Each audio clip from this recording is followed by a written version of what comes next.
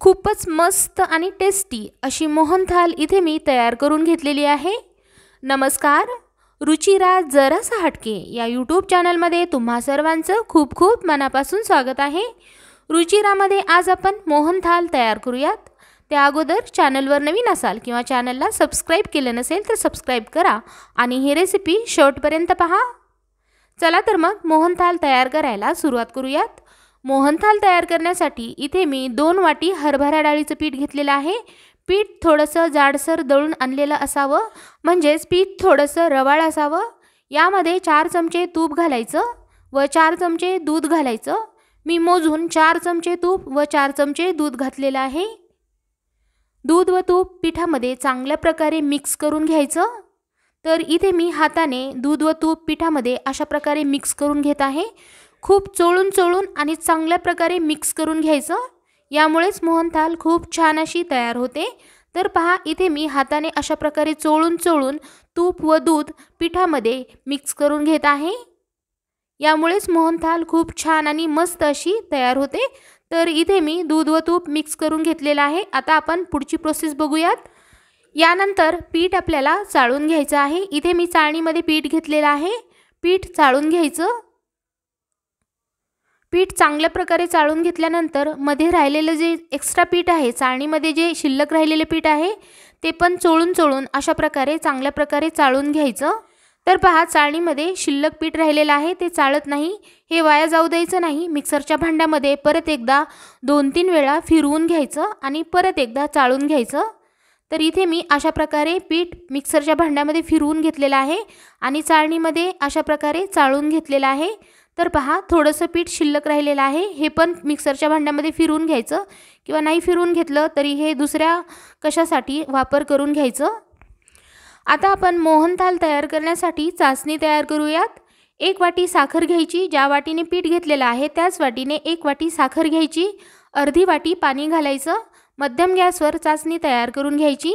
तर पहा, बोटामध्ये चासणी घेतल्यानंतर एक तार सुटत आहे। तर एक तारी चासणी मोहनथाल तयार करण्यासाठी तयार करून घ्यायची आहे। इथे मी एक तारी चासणी तयार करून घेतलेली आहे। कमी गॅसच्या फ्लेमवर कढईमध्ये 1 वाटी तूप घालायचं। ज्या वाटीने पीठ घेतलेलं आहे त्याच वाटीने 1 वाटी तूप घालायचं। यामध्ये पीठ घालायचं। पीठ उलटण्याने सतत परतत राहायचं आहे। पिठाचा कलर ब्राऊन होईपर्यंत पीठ आपल्याला कमी गॅसच्या फ्लेमवर भाजून घ्यायचं आहे। तर सर्व तूप पिठामध्ये चांगल्या प्रकारे मिक्स करून घेतलेलं आहे। खूपच छान आणि मस्त अशी ही रेसिपी आहे, तेव्हा तुम्ही ही रेसिपी नक्की तयार करून बघा आणि रेसिपी शेवटपर्यंत पाहायला विसरू नका। शेवटपर्यंत रेसिपी पहा। हळूहळू हे पीठ खूप हलकं फुलकं व्हायला लागेल। तर पहा, पीठ आता फुगून येत आहे, एकदम हलकं फुलकं झालेलं आहे। पिठाचा कलर हळूहळू बदलत आहे, थोडासा फिक्कट सोनेरी कलर झालेला आहे आणि आता पिठाला पूर्ण ब्राऊन कलर आलेला आहे। इथे मला पीठ भाजण्यासाठी 20 मिनिटे लागलेली आहेत। 20 मिनिटांनंतर पिठाला छान असा ब्राऊन कलर आलेला आहे। यानंतर अर्धा कप दूध घालायचं। दूध पिठामध्ये चांगल्या प्रकारे मिक्स करून घ्यायचं। दूध घातल्यानंतर 5 ते 7 मिनिट मिश्रण उलटण्याने सतत परतत राहायचं। तर 7 मिनिटांनंतर हे मिश्रण अशा प्रकारे झालेलं आहे। आता यामध्ये तयार केलेला पाक घालायचा। पाक पिठामध्ये चांगल्या प्रकारे मिक्स करून घ्यायचा। पाक घातल्यानंतर मिश्रण आणखीन 5 मिनिट चांगल्या प्रकारे मिक्स करून घ्यायचं, म्हणजे मोहनथाल छान प्रकारे तयार होते।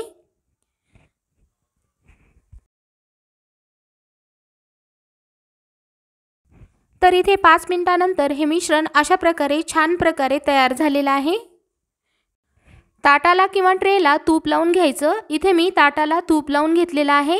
तयार केलेलं मिश्रण ताटामध्ये टाकायचं। तर इथे मी सर्व मिश्रण ताटामध्ये टाकलेलं आहे।